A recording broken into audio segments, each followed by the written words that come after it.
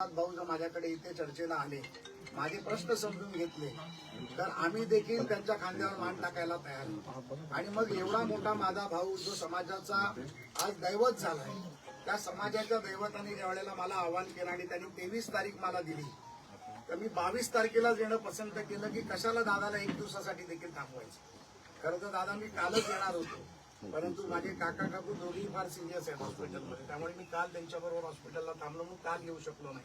म्हणून काल रात्री मी छत्रपती संभाजीनगरला आलो. आज तुम्ही जे मला आमंत्रण केलं, त्या आमंत्रणाचा मान सन्मान करून मी आज तुमच्याकडे चर्चेला आलो.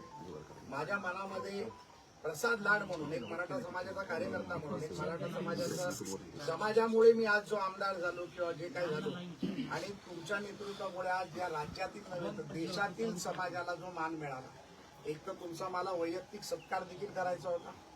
तुमच्या मनामध्ये माझ्याबद्दल जर कुठला द्वेष असेल तर तो मला दूर करायचा होता.